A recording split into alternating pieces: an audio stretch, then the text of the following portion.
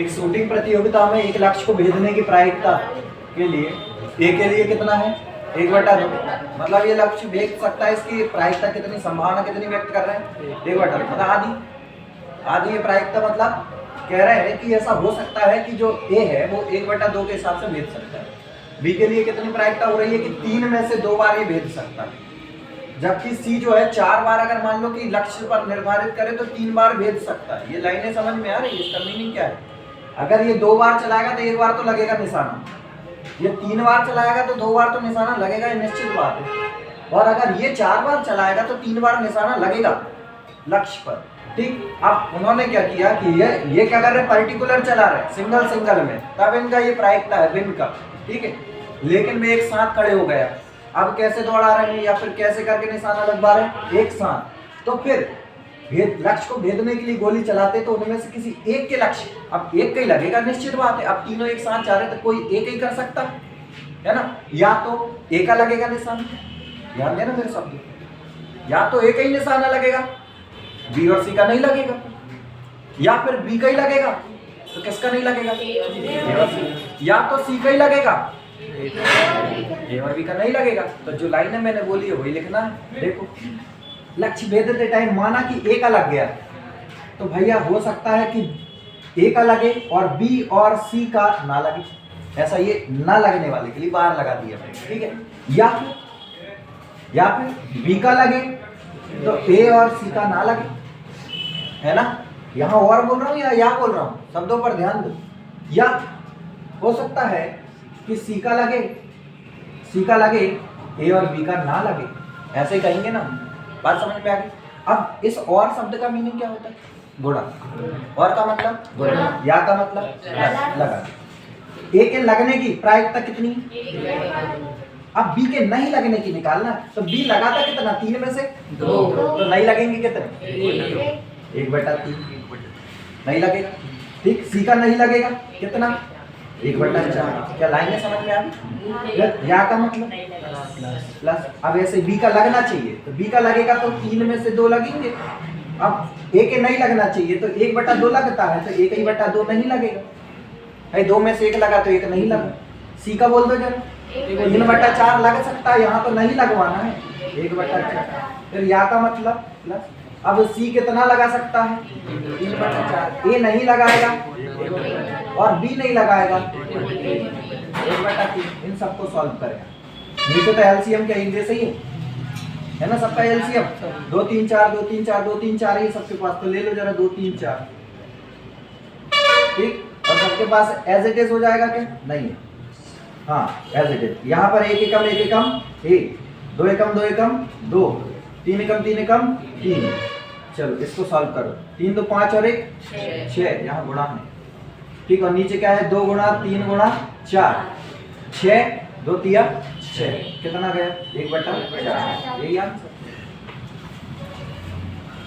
यहाँ पर लिखा है कि एक काला, एक लाल और एक हरे रंग के पासे को एक साथ फेंक रहे, पासे कितने हो गए, 3। एक पासे पर मैक्सिमम अंक आते हैं 6, तो 3 पासों पर अगर हम बात करें तो कितने हो जाएंगे, तो यहाँ पर गुणा होता है तीनों का, तो ये कुल परिणाम निकलते हैं। ये क्या निकलते हैं, कुल परिणाम, और कुल परिणाम का मतलब हो जाएगा आपका कितना, 216, मतलब कुल परिणाम 216 हो सकते हैं। अब इन्होंने क्या कहा है कि तीनों संख्याओं का योग, 3 संख्याओं का योग कितना बनना चाहिए, 17 होना चाहिए। ये बराबर का साइन दिखाई दे रहा है, 17 से बड़ा हो या 17 के बराबर हो, ये साइन समझ में आ रहा है। ये लाइन को समझो जरा, ये मेन चीज, तो या तो 17 है क्योंकि ये बराबर कह रहा है, या तो 17 के बराबर आए या फिर योग 17 से बड़ा है, मुंह खुला उस तरफ है, मतलब 17 से बड़ा योग होना चाहिए। तो अब अगर हम बात करें तो 17 आना चाहिए योग, या फिर कितना आना चाहिए, 18। मैक्सिमम इससे ज्यादा होता नहीं 3 पासे पर योग, क्यों नहीं होता, आप करके देखेंगे तो 6 6 और 6 ही तो होता है मैक्सिमम। इस पासे पर भी 6 जाए, इस पर भी 6 जाए, इस पर भी 6 जाए, मैक्सिमम योग कितना हुआ, 6 6 दूनी 12 6 3 18, इससे ज्यादा योग नहीं हो सकता 3 पासों पर, ठीक। तो 18 आ सकता है, नहीं तो 17 आ सकता है, कहने का मतलब ऐसा। ये लाइन समझ में आ गई, या तो 18 नहीं तो 17 के बराबर आ जाए। तो इस कंडीशन को फॉलो करने के लिए, और वो भी क्या आना चाहिए, योग आना चाहिए, क्या आना चाहिए, योग। अब योग की अगर हम बात करें तो 18 कब आ सकता है, जब यही कंडीशन हो, इसके अलावा तो कुछ हो नहीं सकती। तो केवल ये कितनी कंडीशन बनी, एक। यहाँ पर 18 के लिए एक ही कंडीशन बन रही, जबकि 17 के लिए देखो जरा, 17 कब आ सकता है, तो 6 6 12 और 5 17 बन गया। फिर उसके बाद क्या हो सकता है कि 5 5 6 6 हो जाए तो भी 17 हो रहा है। और क्या हो सकता है 6 5 6, यही 3 कंडीशन हो रही है।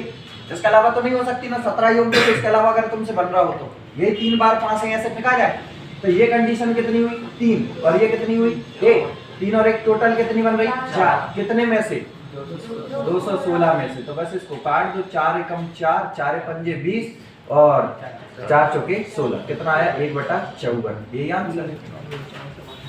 ठीक। और अगर जिसको कहा गया है किसी पासे को 2 बार फेंकना है ना, किसी पासे को 2 बार फेंके जाने पर योग 10 आने की प्रायिकता बतानी। अब एक बात ये सुन लो, या तो 2 पासे फेंक दो या एक पासे को 2 बार फेंक दो, बात ये कही है ना। जिम्मा सोचना 2 पासे फेंक दिए, कभी एक बार कभी एक ही पासा 2 बार फेंक रहे तो उससे कोई फर्क नहीं पड़ता, 5 से 2 ही मान लो आप तो, ठीक है ना। एक पासा 2 बार फेंका मतलब 2 पासे ही फेंक दिए, और 2 पासे फेंके तो कुल परिणाम कितने आ सकते पहले वो चेक करो। कुल परिणाम मतलब 2 पासे है, एक पासे पर घात 1 तो 2 पासे पर घात 2 और 6 की घात 2 का मतलब 36, कुल परिणाम 36 हो सकते हैं। अब इसके बाद इन्होंने कहा योग तो कितना आना चाहिए 10, तो बना के देखो जरा योग 10 कैसे बनेगा। योग 10 बनाना है तो चलते हम बनाने के लिए कि योग 10 कैसे बनेगा। या तो पहले पासे पर 4 आ जाए, दूसरे पर 6 आ जाए तो ही 10 हो सकता है। ठीक, फिर अगली बार में क्या हो सकता है कि 5 5 आ जाए तो 10 हो सकता है, या फिर हो सकता है कि अब की बार 6 आए और 4 आए तो ही 10 हो सकता है। क्या इनके अलावा कोई कंडीशन और है जो 10 योग बना सके? है क्या कोई कंडीशन? नहीं। तो ये कंडीशन कितनी बनी 3, कितनी बन गई योग 10 होने की 3 हो चुकी है। और टोटल कितने 36, तो क्या हो जाएगा 3/36, काटोगे तो कितना आ जाएगा 1/12। तो प्रायिकता क्या बन जाएगी आपकी 1/12। और प्रायिकता को भूल मत जाना, कुछ इंपॉर्टेंट फैक्ट्स बता देता हूँ मैं, फिर से याद रखना। प्रायिकता को पी से शो किया जाता है। प्रायिकता किससे शो किया जाता है पी से, और पी का मान जो होता है हमेशा देखो पी का मान 1 से छोटा, ठीक, 1 से छोटा और 0 से बड़ा और बराबर होता है, ठीक है ना, और 1 के बराबर भी होता है। इसलिए ये फैक्ट वहां पर डायरेक्ट पूछ लिया जाता है, इसको नोट कर लेना। प्रायिकता का ये मान होता है जिसमें देखो प्रायिकता का मान मिनिमम कितना होता है 0 और मैक्सिमम कितना होता है 1। प्रायिकता का मान कभी 1 से ज्यादा नहीं होता। एक बात ये निश्चित समझो आप, निश्चित घटना की प्रायिकता कितनी होती है? निश्चित घटना की प्रायिकता कितनी होती है 1 होती है। निश्चित घटना की प्रायिकता 1 और अनिश्चित घटना की प्रायिकता 0 होती है, ठीक है ना। अनिश्चित और निश्चित का मतलब समझते हो? जैसे अभी ठंड पड़ रही और एकदम से अगर मैं आपसे कह दूं कि आज बारिश होने की संभावना जो है वो 0.5% है, ऐसा कह दिया तो नहीं होने की प्रायिकता कितनी है 0.5 है, तो नहीं होने की भी 0.5 ही होगी, है ना। ऐसा कह दूं कि आज अगर बारिश होने की संभावना जो है वो 0.95% है, तो नहीं होने की कितनी 0.05% हो गई। मतलब 100 में से घटा के लिख देना, कोई दिक्कत नहीं है ना। 100 में से 95 घटा देंगे तो कितना बच रहा 5, लेकिन वहां पर 50 नहीं लिखना 05 लिखना, नहीं तो 50 लिख दी तो 50 बन जाएगा। तो 05 95 आप 100 में से जब घटाएंगे ना, इसको 100 में से जब 95 घटाते हो तो 10 में से 5 गया 5 जगह 0 बनता है, ऐसा कहना चाहिए। आपने अगर ऐसा लिख दिया 100 में से 95 घटा के 5 लिख दिए, गलत हो जाएगा वहां पर। ये पॉइंट में देखो अंतर है, इनमें इन दोनों में अंतर है। इसको 0.05 कहा जाए, जबकि इसको 0.50 मतलब ये 50 बन जाएगा, क्योंकि पीछे 0 कितने भी लग सकते हैं। क्लियर हो रही है बातें? ठीक है, हमेशा ध्यान रखना ये वाले क्वेश्चन बनते हैं। ठीक, निश्चित घटना की प्रायिकता कितनी होती है 1, तो ये भी आपको पता होना चाहिए कि निश्चित घटना की प्रायिकता कितनी होती है 1। अनिश्चित घटना की कितनी होती है? अनिश्चित घटना की हो जाती है आपकी 0। इसके बाद और सुन लो कि निश्चित घटना को P से शो करते हैं, अनिश्चित घटना को आप कैसे शो करते हैं? नहीं होने की, मतलब नहीं होने की, इसको दर्शाते हैं अपन PE नॉट से। तो ये होता है PE plus PE not is equal to 1। ये हमेशा ऐसा होता है ना। इससे पहले जो आपने क्वेश्चन किया उसमें भी ऐसे ही लगा था कि A के जीतने की या फिर B के जीतने की प्रायिकता या फिर लक्ष्य लगने की प्रायिकता कितनी थी 2/3 थी कि नहीं? ये लगने की प्रायिकता, इससे पहले वाला क्वेश्चन को समझो जरा कि B के लक्ष्य भेदने की प्रायिकता 2/3 थी, तो नहीं भेदने की प्रायिकता कितनी लिख दी थी तुमने? 1/3 ही ना। और इन दोनों का योग 1 होना चाहिए, ये कहता है ऐसा। और अगर तुम्हें 1/3 नहीं मालूम तो देखो ऐसे निकाल के देता है, होने की प्रायिकता 2/3, नहीं होने की प्रायिकता नहीं पता, और टोटल कितना होता है 1। ये एक्चुअल में फार्मूला यही है इसका। जब ये 2/3 उस तरफ जाएगा तो ये हो जाएगा Pe0 = 1 - 2/3, और जब इधर से करोगे 3 कम 3 में से 2 गया 1/3, तो ये नहीं होने की प्रायिकता ऐसे निकलती है। तो वहां पर ये फॉर्मूला याद रख लेना, ठीक है। ये फॉर्मूला होता है इसका मेन, होना और नहीं होना। ये होना है, ये नहीं होना, बार लग गया मतलब नहीं, ठीक। तो ये आपको बेसिक बातें पता होना चाहिए प्रायिकता कैसे। देखिए भैया, पत्तों के मतलब बोलते हैं ताश, इनको कार्ड्स बोला जाता है, ताश होते हैं। ताश के विषय में समझिए कि टोटल एक गड्डी में टोटल कितने होते हैं? 52 होते हैं। कितने होते हैं? 52। इसमें रंग कितने होते हैं? 2 ही होते हैं रंग, 4 नहीं होते। रंग 2 ही हैं, एक है लाल और एक है काला, है ना, समझ लेना ध्यान में। रंग 2 ही है, कितने कुछ हो जाए रंग 2 ही रहेंगे, ठीक। और 2 रंगों के साथ अगर हम बात करें तो ये 2 रंग में फिर पत्ते डिवाइड हैं, ठीक है। ये 2 रंग के पत्ते होते हैं। अब तुम लोग क्या है, वो एक गाना सुनते रहते, एक कलर के 13 पत्ते लेकिन सब में बस एक किंग, सिंगेज किंग, है ना। यहाँ पर नहीं देखना है अपने को, यहाँ पर ये देखना है लाल के 2 है, कौन कौन से होता है? तो भाई साहब इसको कहते लाल, और वहां पर पेपर में लाल नहीं लिखा आएगा, केवल पान लिखा आएगा, और पान का मीनिंग लाल पानी होता है, हमेशा समझ लेना। नहीं तो तुम तो 2 पान पढ़ते हो, जब पत्ते खेलते तब उनका काला पान आ गया और एक लाल पान आ गया। यहाँ पर काला कोई पान नहीं होता, काले को सिर्फ हुक्म ही कहते, काले को क्या कहते? हुक्म। और ये लाल का क्या है? पान है, और ये हुक्म क्या है? काला है। ओके, बात समझ में आ गई? ये ऐसे बनता है, ठीक है ना, ऐसे बनता है, हाँ ठीक है। और ये कैसा बनता है? ऐसा बनता है, ठीक है। इस प्रकार से पत्ते देखे आपने 2। अब इसके बाद जैसे लाल कलर में आपने एक लाल पान देखते हो, ऐसे यहाँ पर ईंट होता है, जैसे डायमंड कहते हैं, जैसे हार्ट कहते हैं, और ये कुछ इस प्रकार से होता है डायमंड का शेप, ठीक है, ऐसे ईंट कहते हो आप लोग, ठीक है। तो लाल कलर के यही 2 ही पत्ते होते हैं, बस ध्यान रखना। काले में बात करें तो यहाँ पर होता है चिड़ी, है ना, और चिड़ी जो बनती कुछ इस प्रकार की बनती है, ठीक है। ये चिड़ी का पत्ता होता है। तो काले के 2 पत्ते और लाल के भी 2 ही पत्ते, कॉम्बिनेशन केवल 2 ही कलर का है। अब अगर बात करें तो ये 26 है, तो ये भी कितने हैं? 26। अब ये 26 कैसे बटे हैं? तो ये 13 है, ये भी 13 है, ये भी 13 है, और ये भी 13 है। ऐसे करके टोटल 52 पत्ते हो गए तुम्हारे पास। अब ये बताओ मुझे, 52 पत्ते में एक कलर में आपके कुल मिला के 13 ही पत्ते होते हैं। एक रंग के कितने होते हैं? रंग की बात नहीं कर रहा हूँ, सिर्फ एक, जिनको अपन क्या कहते हैं? सेट बोल दो। एक सेट में टोटल कितने होते हैं? 13 पत्ते। एक सेट के अंदर अगर हम बात करें तो 13 पत्ते। इन 13 पत्तों के जरा नाम लिखो। तो क्या होता है आपका? दुक्की, तिक्की, चौवा, पंजा, छक्का, सत्ता, अट्टा, नौला, दहला, और फिर हो जाता है आपका गुल्लू, है ना, बेगम, बादशाह, है ना, यही होते हैं, ये हो गए। और फिर एक पत्ता होता है इक्का। अब मैंने ऐसे क्यों लिख के दिया आपको? क्योंकि इनका रीजन है। ये जो 3 पत्ते बनते हैं ये फेस कार्ड कहलाते हैं। ये क्या कहलाते हैं? Face card. फेस कार्ड का मतलब है इन पे चित्र दिखाई देता है, ये फेस कार्ड होते हैं आपका जे, क्यू और बादशाह, मतलब के का नाम वहाँ पर के नहीं लिखा आएगा, वहाँ पर बादशाह लिख के नहीं देंगे, ना ही के लिख के देंगे, वहाँ पर सीधा आपको किंग लिख के देंगे, समझ गए। तो ये होते हैं ये। अगर मान लो ये मैंने एक सेट लिखा है, ऐसे कितने सेट हैं?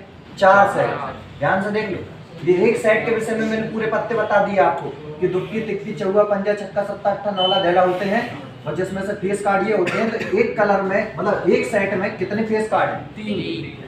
3 है ना। तो यहाँ पर फेस कार्ड बताओ जरा, यहाँ पर कितने हो जाएंगे? 3, यहाँ पर भी, यहाँ पर भी, यहाँ पर भी 3, टोटल कितने हो गए? 12। इसलिए ध्यान रखना, फेस कार्ड जब भी पूछेगा तो टोटल कितने होते हैं? 12। अब इसके बाद अगर हम बात करें तो इक्के कितने होते हैं? इक्का की बात करें तो यहाँ एक ही होता है, यहाँ भी एक होता है, यहाँ भी एक होता है, यहाँ भी एक होता है। टोटल इक्के की संख्या कितनी हुई? 4 हो गई। नॉर्मल पत्ते कितने बच रहे? 1 2 3 4 5 6 7 8 9 हो रहे, और बाकी के 9 और 4 13। समझ गए। तो ये एक कलर में 9, एक कलर में 9, एक कलर में 9, एक कलर में 9, मतलब सेट में, कलर मत समझना, ठीक है। तो इस प्रकार से ये कितने हो गए? 9 9 दूनी 18 9 27 9 चौके 36 पत्ते ये होते हैं। समझे गए? ऐसे करके टोटल 52 पत्ते डिवाइड है आपकी। अब अगर हम बात करें यहाँ पर तो फेस कार्ड को हमेशा ध्यान रख लेना कि एक सेट पे 3 होते हैं, लेकिन एक रंग में कितने होते हैं? एक रंग में फेस कार्ड कितने, तो कितने हो जाएंगे? एक रंग मतलब ये रंग मतलब ये दोनों मतलब ये दोनों, और ये दोनों हो गए तो कितने हुए? एक रंग में 6, समझ गए? और फिर इस एक रंग में कितने हो गए? 6। ओके, कोई समस्या है? क्लियर है? तो ये कॉम्बिनेशन आपको पूरा पत्तों का पता होना चाहिए, ठीक है? तो ही आप आगे कर सकते हैं। लिख लो इसको जिसका पास नहीं लिखा। देखिए तक ताश की गड्डी से फेस कार्ड निकालने की प्रायिकता क्या है? तो भाई फेस कार्ड होते कितने हैं? तो एक सेट पे 3, दूसरे पे 3, तीसरे पे 3 और चौथे पे भी 3, कुल कितने बन रहे हैं फेस कार्ड? आप देख लीजिए फेस कार्डों की संख्या जो आ जाएगी टोटल कितनी हो गई है? 12। और कुल परिणाम कितने होते? कुल पत्ते कितने होते हैं आपके? 52। समझ गए? ये अनुकूल परिणाम और ये कुल परिणाम। 52 पत्तों में से कुल फेस कार्ड 12 ही होते हैं, इसलिए प्रायिकता कितनी हो जाएगी? 4 तिया 12 और 4 से कितनी बार? 13 बार। 3/13 आपका आंसर है, ठीक है? पत्तों की गड्डी से इक्का आने की प्रायिकता या इक्का निकालने की प्रायिकता क्या हो सकती है? अगर हम बात करें तो इक्का जो है वो अनुकूल परिणाम कितने बन सकते हैं? कितनी बार आ सकता है? 4 तो इक्के ही होते हैं उसमें। और कुल कितने पत्ते हैं? 52। कुल पत्ते 52 है ना, तो हमेशा ध्यान रखा करो छोटी संख्या ऊपर रखाती है और कुल परिणाम नीचे होते हैं। तो 4/52, जब 4/52 काटोगे तो 1/13, तो 13 चौके 52, आंसर यही है, ठीक है? एक बक्से में 100 पेन है जिसमें से 8 खराब है और एक पेन को बक्से से निकाला जाता है उसके खराब ना होने की प्रायिकता। अब आप ये बताओ टोटल कितने पेन है? 100 पेन, 8 तो खराब हो गए, तो फिर अच्छे कितने हो जाएंगे भाई साहब? 8 अगर खराब है 100 में से तो 92 ही बचे ना अच्छे वाले, मतलब खराब नहीं है ये वाले। और जब वो निकाल रहे हैं तो वो कह रहे खराब नहीं होना चाहिए। खराब नहीं होंगे तो कितने निकलेंगे बाहर? 92 ही निकलेंगे। तो 92 निकलेंगे कितने में से? 100 में से। बस यही है प्रायिकता जो कुछ है, ठीक? काट दो 4 से 23 बार और 4 से 25 बार, 23/25 आंसर।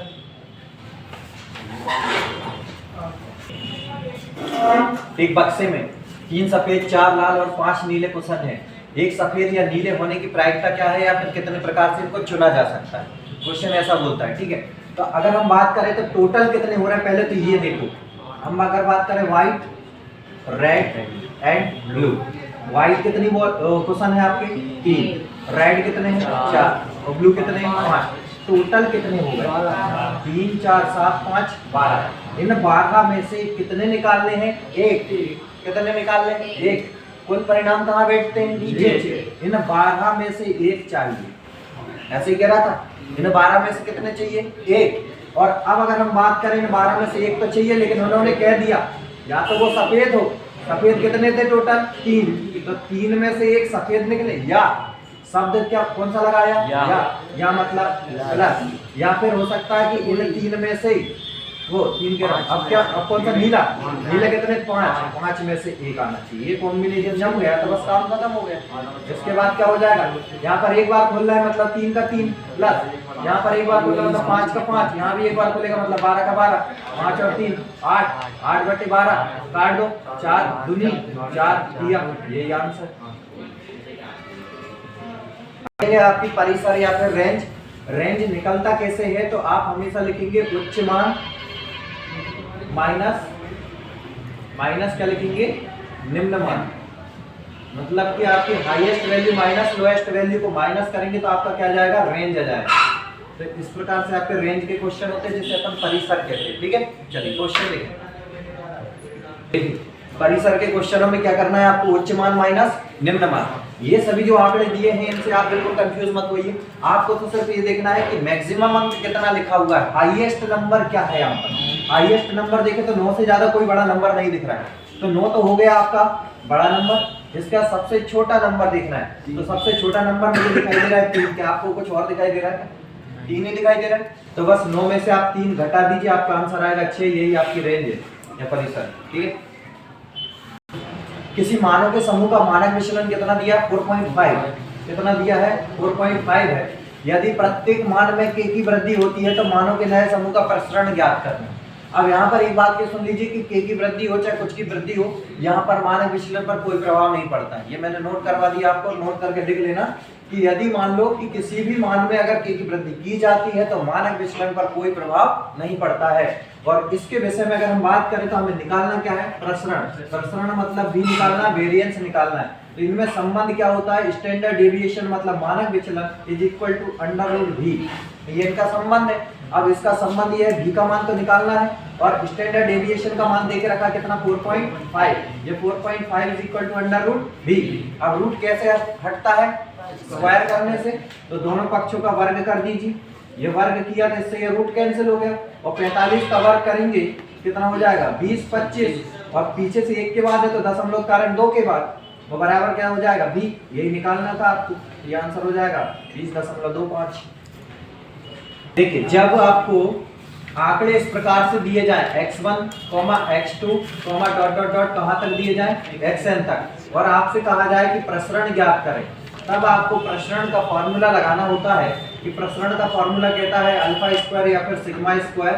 ठीक है, sigma square is equal to होता है summation x upon n minus summation x upon n का होल स्क्वायर। ये आप लगाएंगे,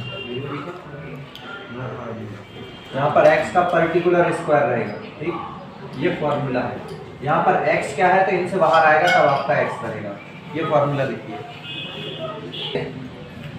देखिए 4 संख्याओं का एक समुच्चय सेट है, कह दो हाँ 4 संख्याओं का समुच्चय सेट है। तो मैं 4 संख्या आप लोग को पता तो है नहीं तो अपन ऐसा लिख लेते a b c और d, ये 4 संख्याएं लिखी। इन्होंने कहा है कि इनमें से 3 सबसे छोटी, 3 सबसे छोटी ऐसी मान लो ये 3, मतलब कौन कौन सी बनी कॉम्बिनेशन b c और d का माध्य क्या दिया उन्होंने 19, मतलब a plus b plus c upon 3 is equal to कितना हो रहा 19 माध्य हो गया ये 3 छोटी का। और ये नीचे का 3 हटेगा तो इसको सीधे उधर ही ले जाओ, ऐसा 3, कोई दिक्कत आई क्या? ठीक है, तो ये माध्य के हिसाब से हो गया। अब इन्होंने ये पहली बार कहा था छोटी का तो अपन ने छोटी लिख ली है। ठीक, इसके बाद कहा 3 सबसे बड़ी, 3 सबसे बड़ी मतलब अब कहाँ की होंगी 3 सबसे बड़ी, आगे की 3 ए बी सी, इनका कॉम्बिनेशन क्या बन रहा है a प्लस बी प्लस सी। ऐसे कह रहे थोड़ा सा और ऐसा लिख देता हूँ a प्लस बी प्लस सी, और इनका भी योग बता दो सीधे। 23 तो इनका माध्य देके रखा है तो इसमें भी गुणा 3 लगेगा या नहीं लगेगा, लग जाएगा। इसके बाद इन तीनों को रख करके और सीधे घटा दीजिए, क्या कर दीजिए घटा दीजिए, या तो इसको ऊपर रख लो या फिर इसको ऊपर रख लो, कोई दिक्कत नहीं। चलो घटाओ, यहाँ पर प्लस का क्या हो जाएगा, ये प्लस लगा है इसका माइनस, ये प्लस का माइनस, तो यहाँ भी ये प्लस का माइनस। ठीक है ना, चिन्ह बदल दिए, घटा रहे हैं। अब देखो प्लस का बी माइनस का बी, प्लस का सी माइनस का सी, यहाँ क्या बचा माइनस का ए, और यहाँ क्या बचा प्लस का डी, बराबर यहाँ पर 19 तिया 57, 23 तिया 69, घटा रहे हैं, बड़ी संख्या का चिन्ह यही है, घटा लो कितना बच रहा माइनस का 9 में से 7 गए 2 और 5 6 में से 5 गए 1 12, और ये हो गया माइनस का। अब ये माइनस है तो माइनस को इस तरफ दे दो तो जो प्लस में है वो माइनस में, जो माइनस में वो प्लस में, तो ये प्लस में हो जाएगा और ये माइनस में हो जाएगा। तो इसको चाहो तो आप ऐसा भी लिख सकते हो d माइनस ए भी लिख सकते हो, बराबर क्या बच रहा है माइनस का 12, ऐसे ही हो रहा है। ठीक है, तो यहाँ से अगर हम बात करें तो d क्या है, अच्छा सबसे बड़ी संख्या ये है, सबसे बड़ी ये को माना है और सबसे छोटी ये माना है, ऐसा है, d को सबसे छोटा माना है। तो अब यहाँ से अगर अपन माइनस इधर देंगे तो जो माइनस में वो प्लस में और जो प्लस में वो माइनस हो जाएगा, ऐसा चिन्ह बदलने पर। नहीं आ रहा समझ के, आ जाएगा। ठीक, तो यहाँ से देखिए माइनस जब इस तरफ से आएगा तो ये माइनस वाले को प्लस बना देगा और प्लस वाले को माइनस, और इधर का माइनस हट जाएगा तो ये माइनस डी बराबर कितना बचा 12, और ए क्या है सबसे बड़ा, ये बड़ा है, और ये क्या है सबसे छोटा, और रेंज कैसे निकलती है बड़ी माइनस छोटी, आंसर क्या रहेगा 12। आया, 3 संख्याओं का माध्य कितना दिया है 20, परास कितना दिया है 12, और 2 छोटी संख्याओं का अंतर कितना दिया है 3 दिया है।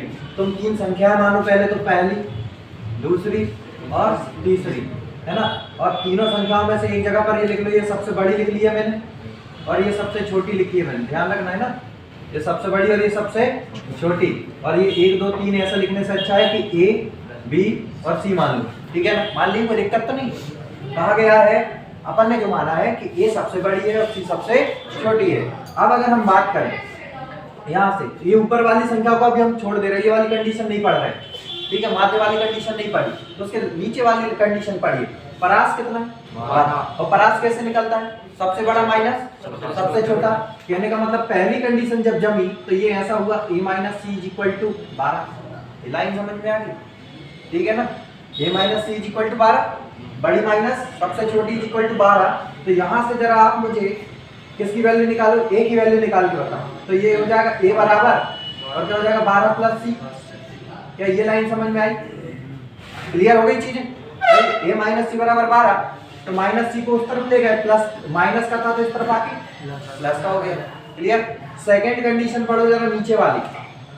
दो छोटी संख्याओं का अंतर कितना है? 3 है। दो छोटी संख्या कौन कौन सी? b और c।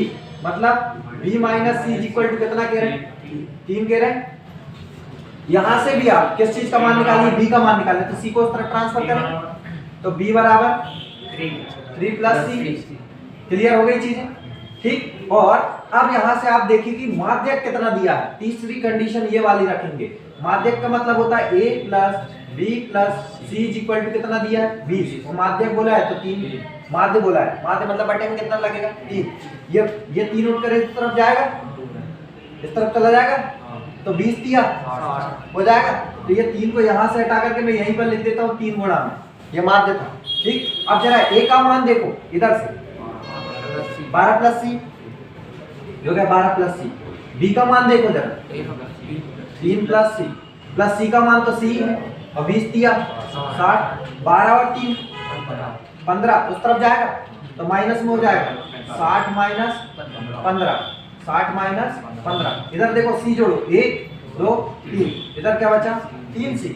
60 में से 15 गया 45 बराबर 3c। 3 से काट दो, c बराबर 15, तो c का मान आ गया कितना? 15। तो c का मान 15 यहाँ रख दो, सबसे बड़ी संख्या तो ये है ना, ये क्या करना, तो 15 यहाँ रख दो, तो ये हो जाएगा a बराबर 12 प्लस सी। यहाँ से देखिए a का मान निकालना है सबसे बड़ी, तो a बराबर लिखा है 12 प्लस सी, तो a बराबर हो जाएगा 12 प्लस c का मान कितना है? 15, तो a बराबर हो जाएगा 12 और 15 27। ये आपका आंसर है।